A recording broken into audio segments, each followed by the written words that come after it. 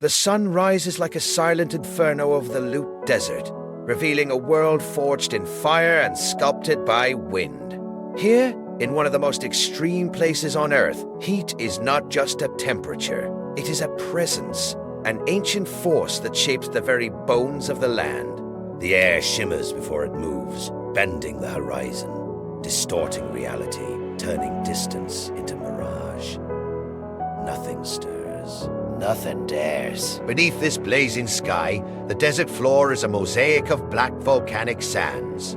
So dark, they absorb light like a cosmic vacuum. NASA satellites once traced their heat and found temperatures that defy imagination. Land that can burn past 70 degrees Celsius, even when the atmosphere is cooler. Heat that lingers long after sunset, trapped in stone like an echo of the sun. In this furnace of silence, even shadows seem afraid to form. The wind nature's lone sculptor moves across the plains with the patience of millennia. Every gust carries the memory of continents eroding. Every grain of sand is a traveler drifting through time. Together, they carve cathedrals of stone, shaping the legendary Yardangs, colossal ridges stretching in endless rows, aligned like armies frozen in mid-March. Their flanks are sharp as razors, chiseled by sandstorms that howl like unseen beasts. From above, they resemble the ruins of an ancient kingdom, half buried, half born. Between these stone giants lie the Megadunes mountains of sand, rising higher than skyscrapers. Their slopes shift with every breath of wind. Their crests sing with low, trembling tones when the desert is disturbed, as if the land itself is whispering warnings from beneath the surface. Climbing these dunes is like walking on the spine of a sleeping colossus, each step sinking into sand so fine it pours like water and gleams like powdered gold. Yet the Lut is not lifeless.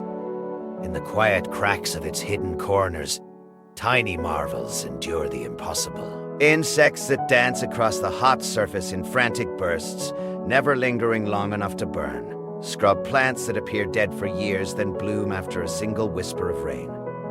Creatures that borrow the night to claim a little coolness. Life here is not fragile, it is fierce, defiant, carved from stubborn will and ancient resilience. Beneath the desert's blistered crust lies a different world entirely. A geological archive of volcanic fury. Lava once flowed through these plains like rivers of fire, leaving behind frozen waves of obsidian and basalt. Some ridges still hold patterns of cooling stone, rippled like dark water stunned by a sudden freeze. The desert remembers its own birth, and time has done little to soften that memory. As the sun climbs higher, the horizon bends once more, and the desert begins to glow blinding, brilliant, almost unreal. Heat waves rise like smoke, turning distant dunes into floating islands.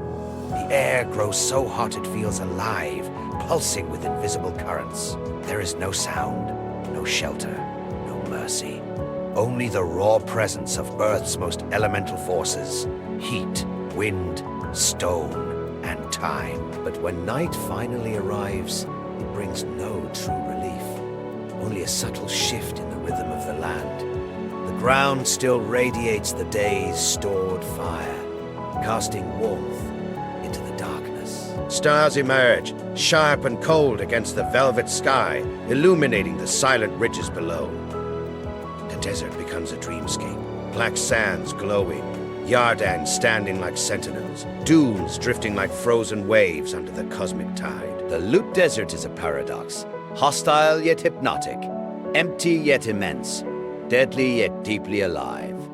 It is a place that strips away all illusions, leaving only the raw truth of nature's power. And as the night wind whispers across ancient stone, one understanding settles with the weight of eternity. Some of Earth's greatest wonders are not meant to comfort us, but to remind us how small we truly are.